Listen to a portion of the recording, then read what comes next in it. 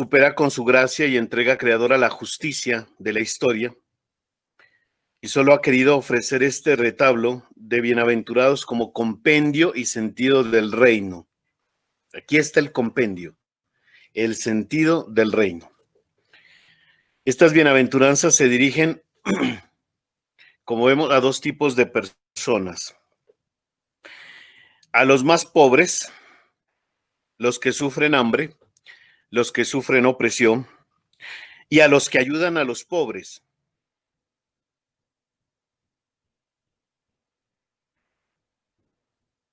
En un sentido es un mensaje universal,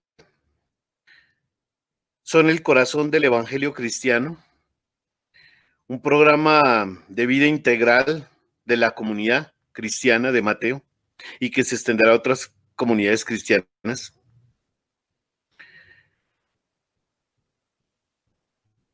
Son como esa columna vertebral donde se nos presenta el programa de vida integral, como dice ahí en la presentación, de los que creen y de los que siguen a Cristo. Pero van dirigidas a estos dos tipos de personas, a los más pobres, a los que sufren y a los que van a ayudar a los pobres, es decir, a los justos que harán justicia. Y muchos de esos pobres se espera que con el tiempo se conviertan en justos. Esta es la dinámica interesante de las bienaventuranzas y de la justicia de Dios, que los que sufren, que los pobres, una vez van superando su situación, ayudados por los justos, se conviertan a su vez en justos. De lo contrario, no tendría sentido. Si ustedes se fijan, las bienaventuranzas y la justicia de Dios no pretende un paternalismo de asistencial todo el tiempo, sino promover humanamente, promover a estas personas, desarrollar sus capacidades, proponerles medios, plantearles estrategias para que superen también esa pobreza y a su vez se conviertan en justos que ayudan a otros. Estos son los pobres. Dichosos los pobres de espíritu, porque de ellos es el reino de los cielos. Estos pobres son los tojoi, que es un nombre, se hace referencia, a diferencia de los anahuín, que hace referencia a personas de pocos recursos, pero que pueden mantenerse con su esfuerzo y trabajo. Los tojoi, es aquel grupo de personas que no tiene absolutamente nada, nada de nada. El pordiosero, el mendigo en extremo, que solo viven de la limosna y nada más. O sea, carencia económica total. A menudo los tojoi suelen ser de mala fama, de manera que no se puede empezar hablando sin más de pobres espirituales, llenos de riquezas interiores, como sí es el caso de los anahuín. No, los tojoi, estos pobres carecen de todo, incluso tienen problemas éticos. Solo pueden vivir de la ayuda o sostén de los demás, es decir, como mendigos. Lucas los llama simplemente pobres, prometiéndoles la dicha del evangelio. Mateo, en cambio, añade un genitivo de espíritu, no para negar la bienaventuranza material, porque es que sí son necesitados materialmente. Entonces, cuando añade el genitivo de espíritu, no está negando la bienaventuranza material, sino para matizarla desde una perspectiva cristiana en dos líneas posibles: por voluntad, pobres por espíritu o decisión personal. En la sintaxis griega es como un dativo de opción. No son simplemente los que se limitan a sufrir una suerte que les viene dada desde afuera, sino los que, pudiendo ser ricos, asumen voluntariamente un camino de pobreza por solidaridad al servicio de los demás. Pudiendo ser ricos, los pobres de espíritu, por voluntad, por decisión personal, por opción.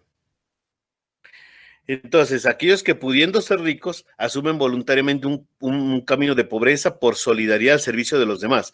Es decir, No es que se hagan pobres para aumentar los cinturones de miseria, ¿no? Entonces vamos a vivir vamos a insertarnos entre los pobres. Ajá, bueno, listo. ¿Y qué vamos a hacer? No, vamos a meternos en los cinturones de pobreza y que los pobres nos mantengan. No, eso es aumentar el cinturón de pobreza. No, estos son aquellos que pudiendo ser ricos, muy ricos, asumen voluntariamente un camino de pobreza en sentido de solidaridad y servicio a los demás. No es que necesiten, sino que se ponen, no quieren dedicarse a generar más riqueza. Ya tienen lo necesario para vivir, pueden vivir bien, pueden sostenerse, pero han optado por un camino de desprendimiento por solidaridad al servicio de los demás.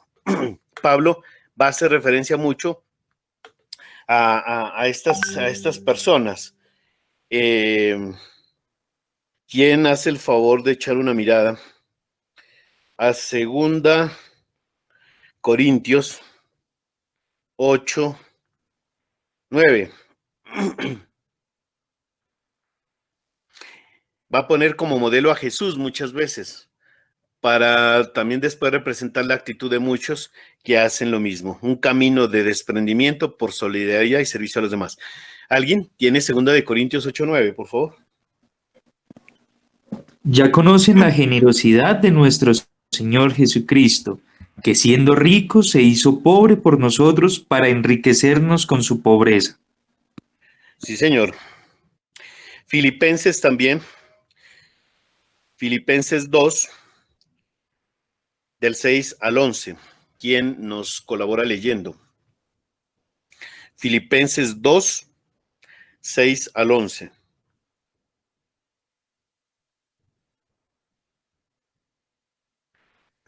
Nuevamente Pablo nos presenta como modelo a Cristo de desprendimiento. Ese himno es maravilloso de Filipenses. Él, siendo de condición divina, no se apegó a su igualdad con Dios, sino que se redujo a nada, tomando la condición de servidor, y se hizo semejante a los hombres, y encontrándose en la condición humana, se rebajó a sí mismo, haciéndose obediente hasta la muerte, y una muerte en cruz. Hasta el 11.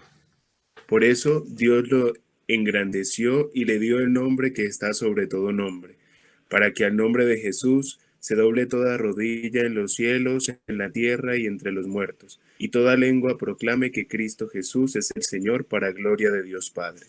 Gracias. Es el himno cristológico de Filipenses, sí. Jesús no ha querido alimentar a los hombres de modo mágico, como podía indicar la primera tentación, sino desde la situación en que se encuentran, encarnándose en su historia, haciendo que unos ayuden a otros, porque de nada hubiese servido, pues no tendría sentido si hubiese saciado el hambre de algunos en sentido mágico o milagrosamente y ya, solucionaba el problema de unos, y los demás lo que tenía que hacer era un milagro muchísimo más grande, encarnarse en la historia y hacer que otros hombres ayuden a otros hombres. Por eso el milagro de la multiplicación de los panes, recuerden ustedes que es que generó la capacidad de compartir unos con otros. El milagro es el compartir, la capacidad de que uno que llevaba un pedazo de pan, otro que llevaba un pan entero, un pez, etcétera. No era panes y pescados saliendo por montones de los canastos hasta más no poder. No tendría sentido. Sino desde que actúa desde la situación en que se encuentran los necesitados, encarnándose en su historia, haciendo que unos hombres ayuden a otros hombres. Eso es lo interesante de estas bienaventuranzas y de este proceder de Jesús. Se lo repito. O sea, hay unos pobres de espíritu por voluntad, por decisión personal, por opción, que son aquellos que, pudiendo ser más ricos, teniendo lo suficiente para vivir, asumen voluntariamente un camino de pobreza, de desprendimiento por solidaridad al servicio de los demás. Y Jesús no quiso alimentar a los hombres de modo mágico, esplendoroso, no, sino que desde la situación en que se encuentran los ayuda, encarnándose en la historia y haciendo que unos hombres ayuden a otros hombres, que el que tiene le ayude a otro. Eso es. Esa es la manifestación clara de la justicia y ese es el milagro de la multiplicación de los panes, que generó tanta sensibilidad que rompieron el egoísmo y el que tenía lo compartió con el otro y así comieron todos. Jesús aparece así como siervo, que no grita, no se sitúa sobre otros, no esclaviza, sino que desde la misma pequeñez del mundo ayuda a los pobres. Desde la misma pequeñez del mundo, iniciando así un camino en el que los que tienen han de ayudar y alimentar a quienes no poseen bienes de este tipo. Sensibilidad. O sea, una clave de la justicia es lograr la sensibilidad social. Esa es la clave de las bienaventuranzas, lograr y contagiar de esa sensibilidad social. Acuérdense que las bienaventuranzas son performativas. Lo que dicen se hace. Y es el reflejo de mi praxis como cristiano y del ejercicio de mi justicia. Entonces, Jesús aparece como un siervo que no grita, no se sitúa sobre otros, no se impone sobre otros, no esclaviza a nadie, sino que desde la misma pequeñez del mundo ayuda a los pobres, iniciando así un camino en el que los que tienen han de ayudar y alimentar a quienes no poseen bienes de este tipo. Y aquellos que eran pobres y son ayudados y empiezan a salir de su pobreza, porque el objetivo no es asistirlos y que todo el tiempo reciban, sino que salgan de esta pobreza. Cuando salgan se conviertan en justos que a su vez repliquen la justicia con otros.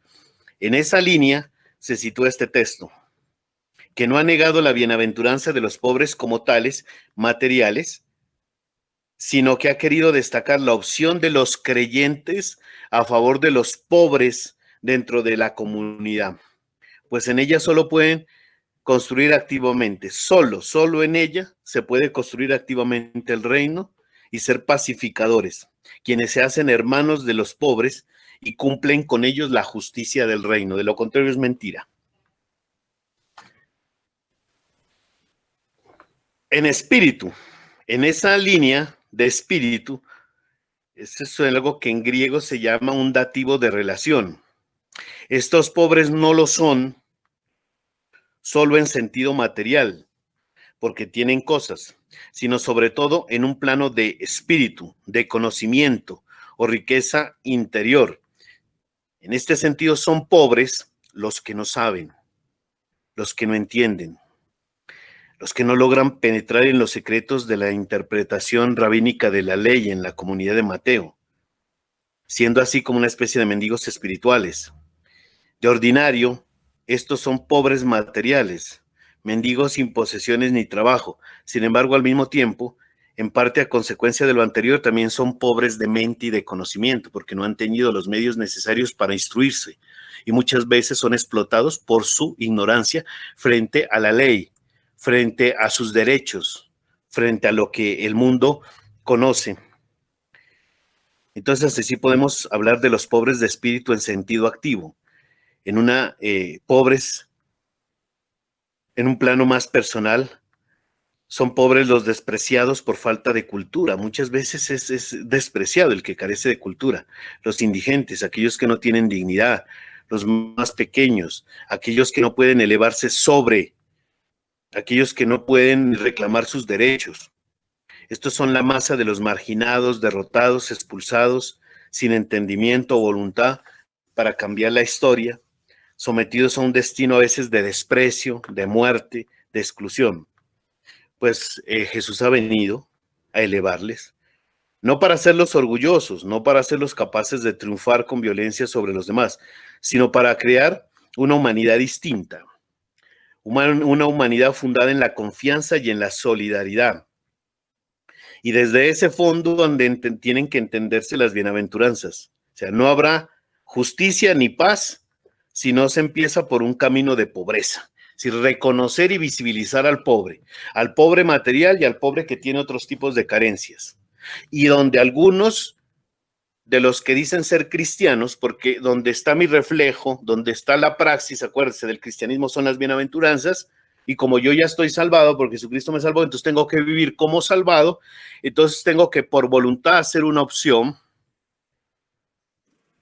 asumiendo voluntariamente un camino de desprendimiento y solidaridad al servicio de los demás, cambiando, no solo dando lo material, sino después de dar lo material, ayudar a que transformen su vida. Porque no habrá justicia ni paz si no se empieza por un camino de pobreza, es decir, de desprendimiento, de que el que tiene se comprometa a ayudar al que no tiene, y no solo ayudarlo puntualmente con comida, porque tiene hambre, sino promoverlo, hacer que salga de esa situación de marginación en la que se encuentra, en la que se halla. Y en esto tú no tienes que ser cuidadoso porque no pueden manejarse los dos extremos, no pueden manejarse extremos. Gente que dice, no, pues yo no le doy, a la gente hay que enseñarle a pescar y no darle el pescado. Es una frase de cajón tonta, absurda.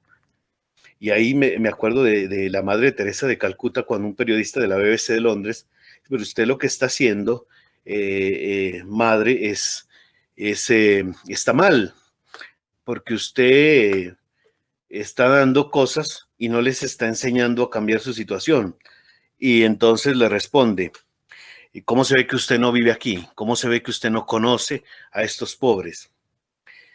Primero tengo que alimentarlos y primero tengo que darles de comer para que tengan fuerza y después se puedan levantar y empezar a trabajar. Porque si no les doy de comer, no tendrán fuerza ni siquiera para avanzar un metro. Entonces, todo va relacionado.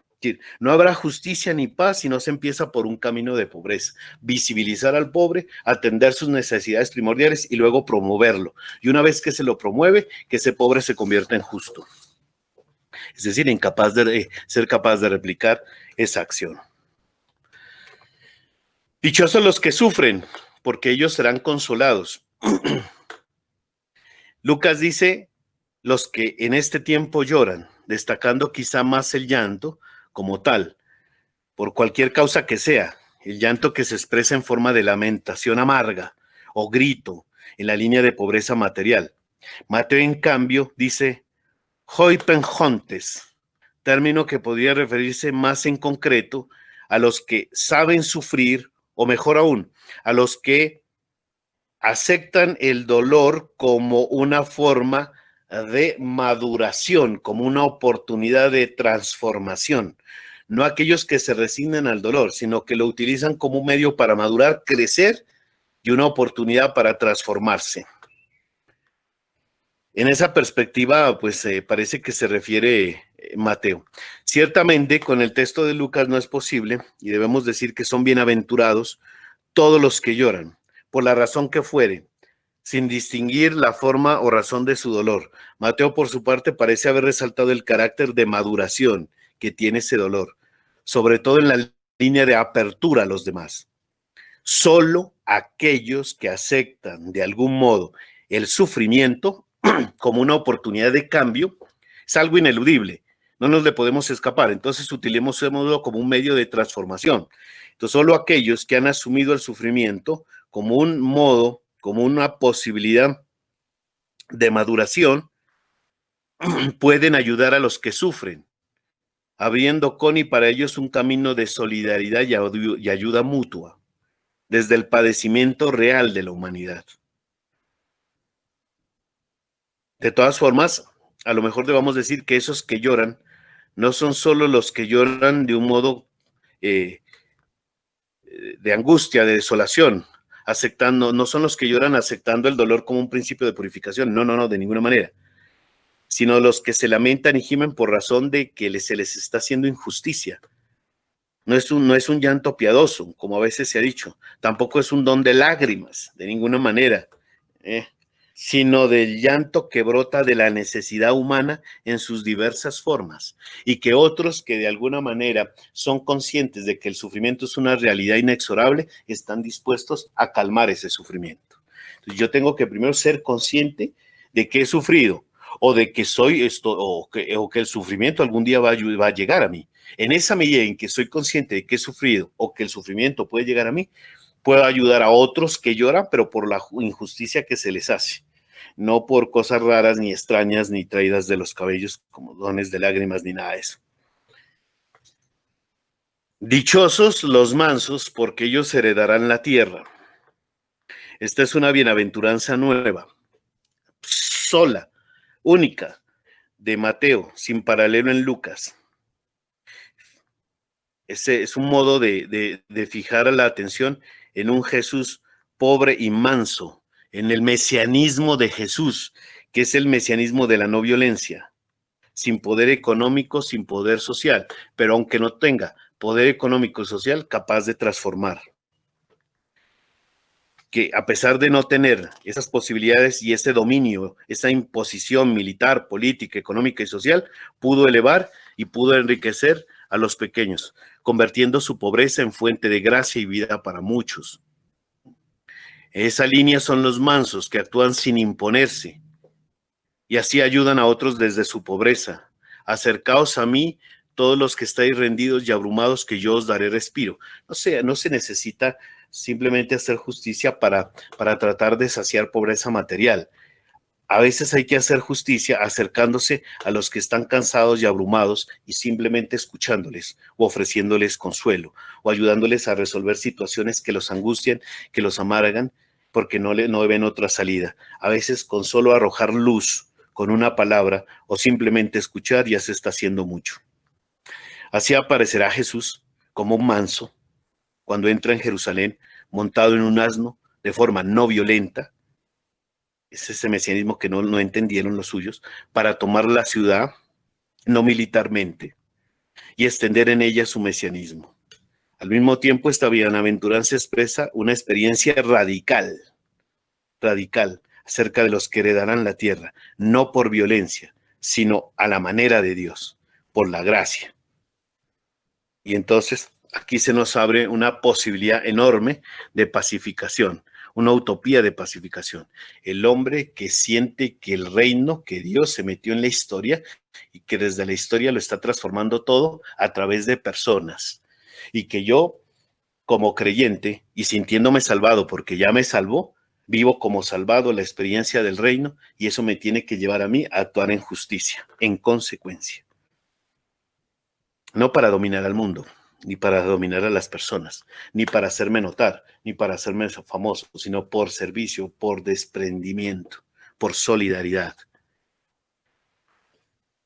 Dichosos los que tienen hambre y sed de justicia, porque ellos serán saciados. En vez de hambrientos y más, como Lucas en 6:21, Mateo dice hambrientos y sedientos de justicia. Él sabe que tienen que ser dichosos los carentes de comida y pide a los demás que los alimenten, que sean solidarios. Pero él sabe también que hay hambrientos mesiánicos y los hay. ¿Cuáles son esos hambrientos mesiánicos? Esa es una connotación positiva. Los que entregan su vida por los otros. O sea, hambriento mesiánico es el que se siente necesitado de hacer algo. O sea, el deseo, el hambre en sentido metafórico de hacer, de desgastarse por la justicia. Dando de comer a los necesitados, buscando la justicia de Dios, trabajando por la liberación de los oprimidos, haciendo que otros encuentren el valor del perdón, etcétera. Se entregarán su vida por los otros, estos hambrientos mesiánicos, y harán presente al que los envió. ¿Quién los envía? Jesús de Nazaret. Hay una diferencia, aquí es interesante porque empieza a perfilarse la diferencia entre discípulo y apóstol. ¿Quién me dice cuál es la diferencia entre discípulo y apóstol? Y después le respondo a Santiago.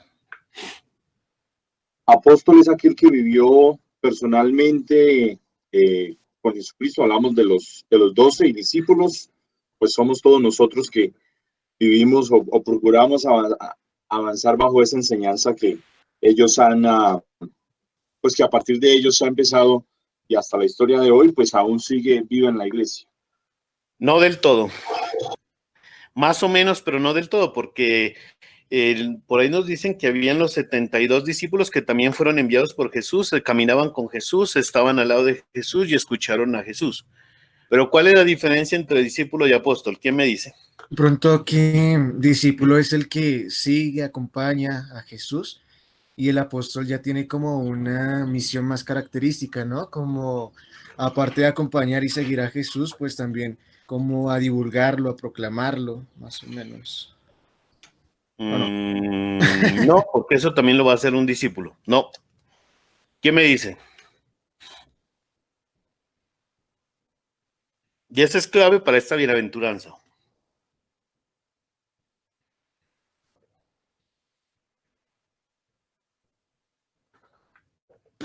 Pues que se está pensando que el discípulo es el momento en el que uno está siendo enseñado por el maestro y el apóstol como pues la palabra es como el enviado, ¿no? Cuando ya nos envía la misión. No, sigan intentando. Sigue el concurso.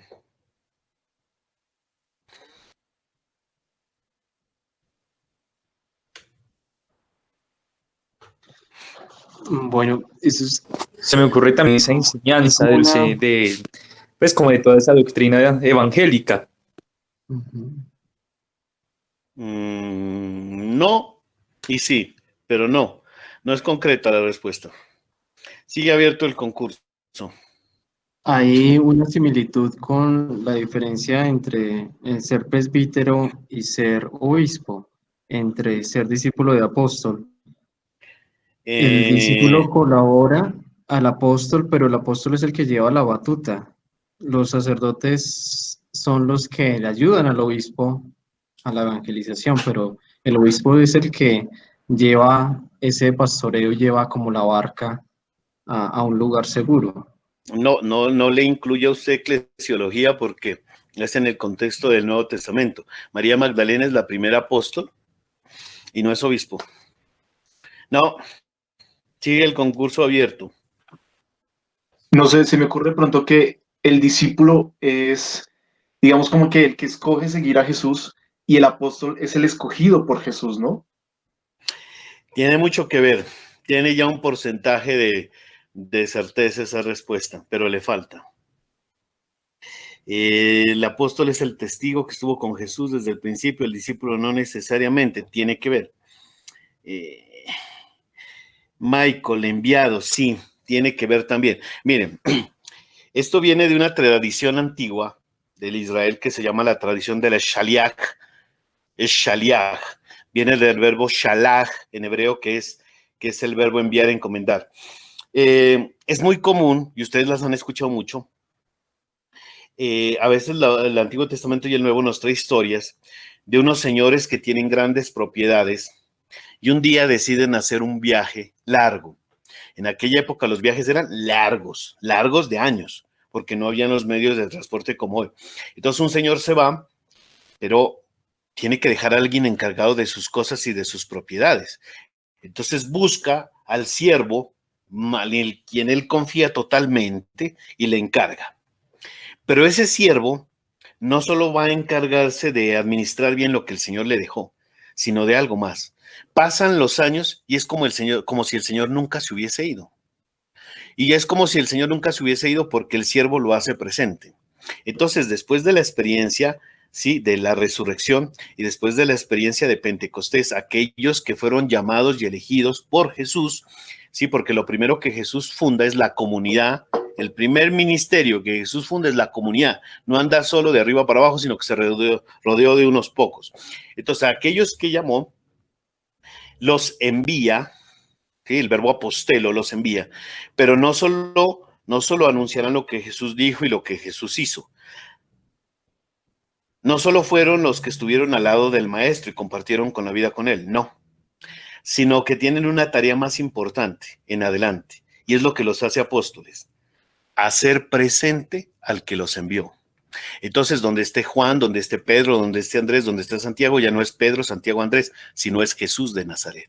Hacen presente al que los envió. Y por eso después los Hechos de los Apóstoles van a decir que la gente sacaba a los enfermos a la calle para que si pasaba tan solo pasase la sombra de Pedro. Ya no veían a Pedro, veían a Jesús. Ese es el apóstol. No solo es el que hizo un camino, un itinerario de formación, que escuchó y que anuncia, que comunica, sino aquel que hace presente al que lo envía. Hacer presente a Jesús. Y eso tiene que hacer, hace presente aquel dichoso, aquel alegre que tiene hambre y sed de justicia. Es el que hará, porque es el que va a entregar la vida por los otros, al igual que su maestro.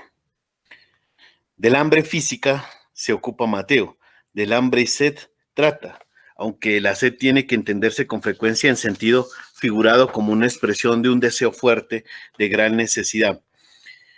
Esta bienaventuranza vincula ambas carencias, de hambre y sed, pero más que en sentido material, lo hace en una vertiente de gratuidad y don de vida. Según esto, hambrientos y sedientos de justicia son aquellos que desean intensamente el establecimiento, la instauración del reino de Dios, y van a hacer hasta lo imposible porque ese reino de Dios se instaure. Respondiéndole a Santiago, la resignación es muy distinta al conformismo y a la mezquindad, porque la resignación cristiana implica resignificar mi situación, es decir, asumirla porque no hay de otra, pero estar dispuesto a cambiarla. Hacer lo posible por cambiarla. Así no lo logre, pero hizo el intento de cambiarla. Dichosos los misericordiosos, porque ellos recibirán misericordia. Ellos aparecen vinculados al Dios de Israel, a quien la Escritura presenta como clemente y misericordioso, lento a la ira y rico en piedad.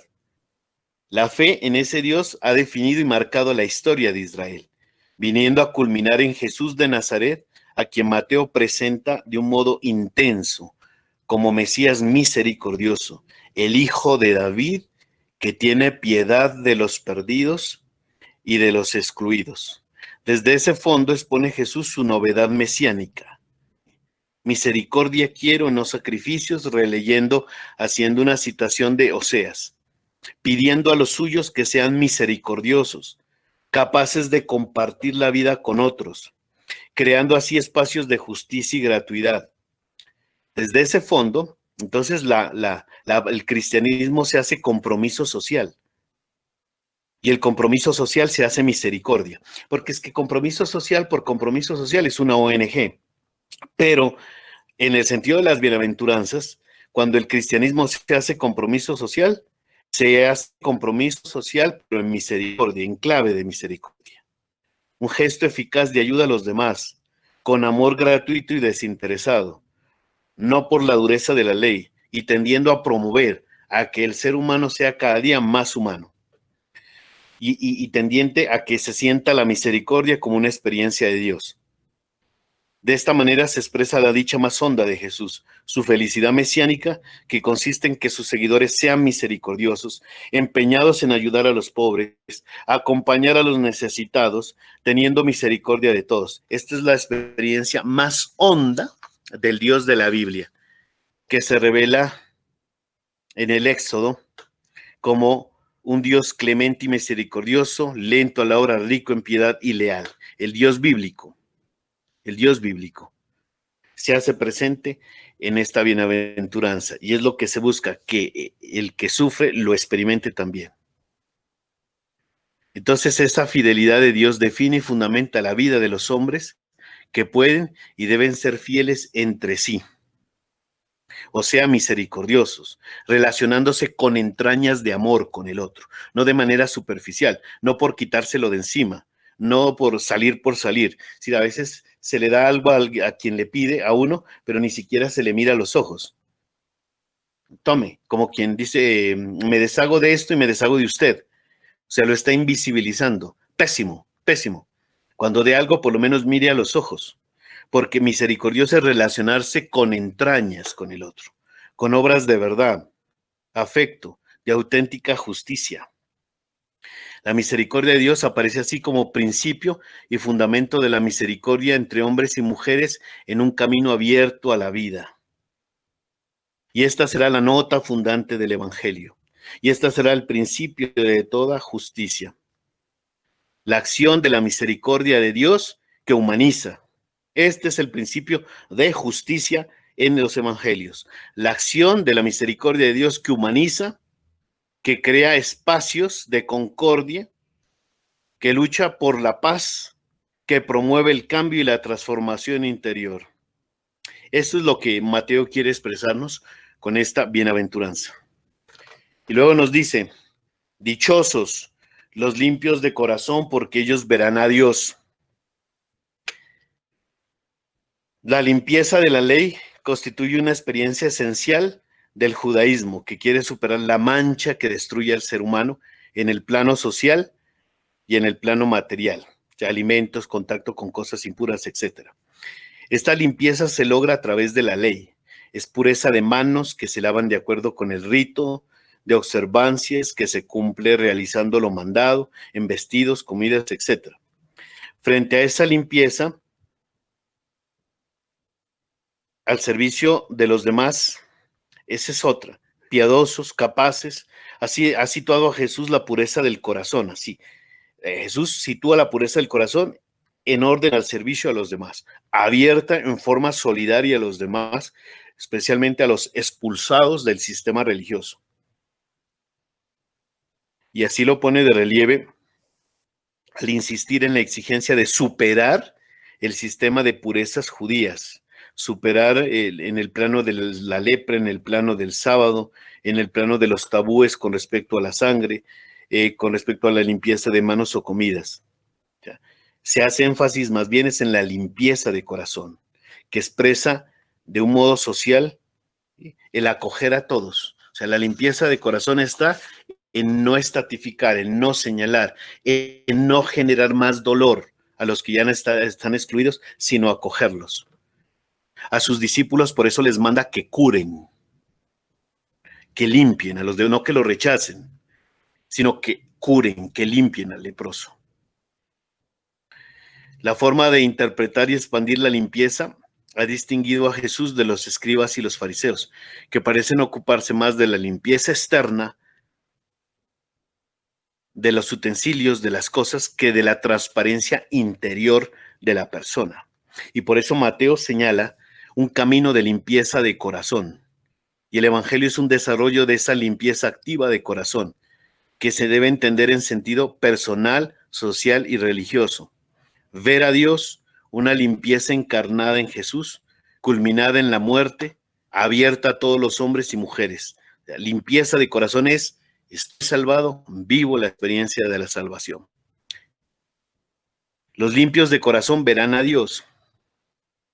Jesús quiso revelar y ofrecer a sus amigos y seguidores el camino de pureza del corazón misericordioso, que se abre a los necesitados, por encima de toda ley o patria particular, por encima de cualquier cosa. Hacer que otros, o sea, ver a Dios, si yo ya lo experimenté, entonces hago que otro lo experimente, a través de la atención, a través del servicio y a través de la misericordia. Dichosos los constructores de paz, porque ellos serán llamados hijos de Dios. Estos son los constructores de paz, los promotores de la paz. Serán hijos de Dios. Otros tipos de judaísmo tenían sus propios bienaventurados, guerreros de Dios que conquistaban un reino, los celotas, buenos sacerdotes con su ritual de sacrificios, cumplidores de la ley. Sin embargo, para Jesús, un judío mesiánico, la bienaventuranza verdadera culmina allí donde los hombres se vuelven hacedores de paz. Y los hacedores de paz son los que ayudan a la instauración del reino. Entre los pobres de la primera bienaventuranza y los hacedores de paz de la séptima bienaventuranza discurre un camino, el camino de transformación de los hacedores de la paz mesiánica, que se distingue de la paz judía, que se distingue de la paz romana, que se distingue de la paz griega centrada en victoria militar. El mensaje de Jesús se condensa aquí, un proyecto centrado en el surgimiento de unos hombres y mujeres hacedores de paz. Estos hacedores de paz son los portadores del reino de Jesús, que no es victoria contra nadie, que no es imposición sobre ninguno, sino ofrecimiento de paz para todos, empezando por los pobres, empezando por los hambrientos, empezando por los mansos. La verdadera paz viene de abajo. La verdadera paz viene desde el perdón, a través de aquellos que van suscitando comunidades de personas que se aman y se abren en misericordia activa hacia los demás. Y en este sentido, la tradición cristiana dirá que el pacificador por excelencia es Cristo. Él es nuestra paz, dice en Efesios, ya que ha querido reunir con su gesto de entrega no violenta a todos los hombres. Un justo es un hacedor de paz. Promover la justicia divina, promover semilleros, ¿sí? Hacedores de paz. De esta forma se ratifica el proyecto y propuesta, pues, de las bienaventuranzas, que empezaron en los pobres para culminar en una paz que se despliega en forma de, sí, esperanza mesiánica. No he venido a traer paz, sino espada, pero la espada mesiánica, para enfrentar al hombre contra su padre, a la hija contra su madre y a la nuera contra su nuera. O sea, la paz de Jesús rompe un tipo de vinculaciones impositivas de tipo familiar o social para abrirse a todos los hombres, a todas las mujeres, reuniéndose en una gran familia. Es decir, comienza por casa, la iglesia doméstica, pero de ahí tiene que salir, porque de nada sirve pasarme toda la vida haciendo el bien solo a los que quiero y a los que me aman. También tengo que ser capaz de salir de mí mismo y ver qué hago más allá de mi casa. Y Jesús es el hacedor de paz y es el que conforma a los hacedores de paz. Y todo el evangelio es un programa de paz. Y por ser un programa de paz, es justicia de Dios. Luego nos dice que aquí se cierra la inclusión con que abrió la primera bienaventuranza. Dichosos los perseguidos por la justicia, porque de ellos es el reino de los cielos.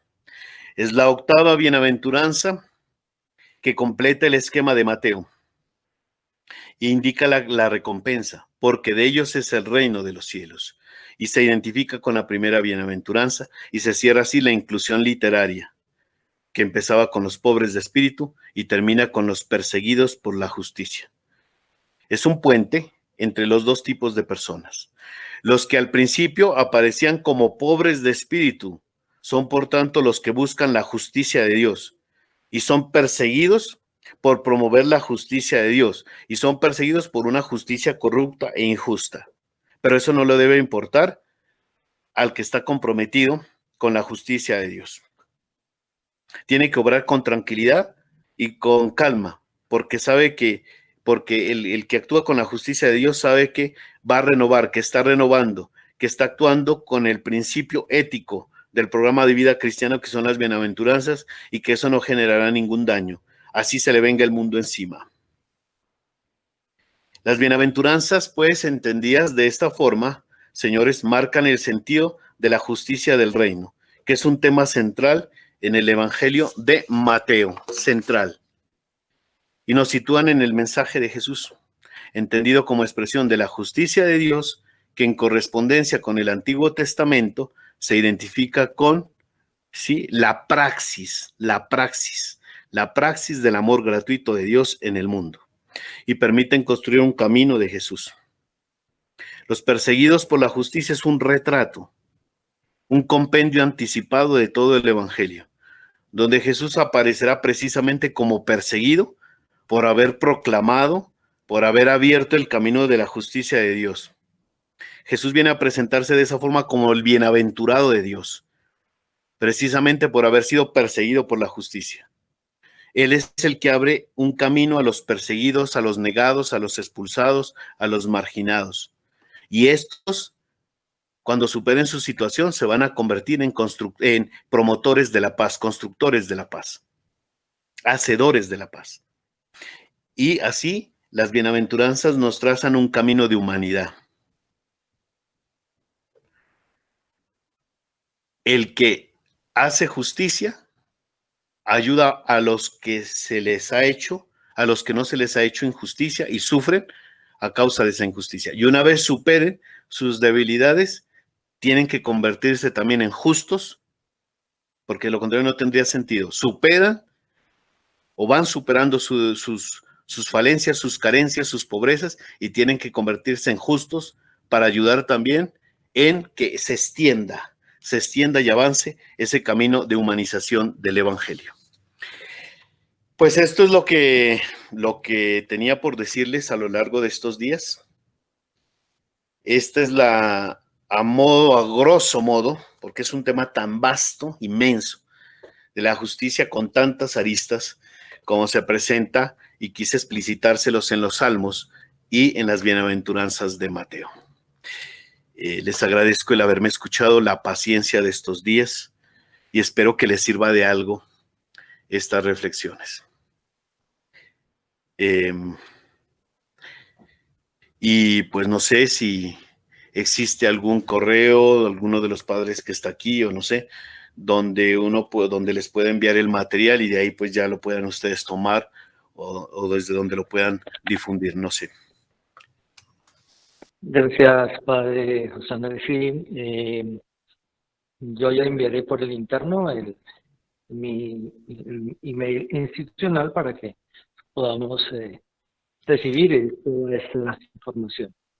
¿Verdad? Le agradecemos en el alma todo este tiempo que nos ha dedicado y que nos ha podido facilitar un acercamiento a este tema tan importante y tan fundamental para hacer presente a Jesús en medio de nuestras comunidades de una manera más justa. Gracias por su disposición, gracias por también soportarnos en cuanto a las preguntas y de las inquietudes, y bueno, estaremos en comunión de oración. Padre, muy amable.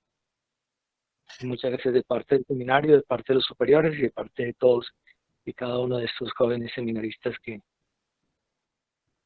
están ahí. Y con mucho gusto, padre José Carlos, y un gusto poderlos acompañar durante estos días. Y pues cuando me necesiten, si para algo soy bueno, y si puedo, y tengo la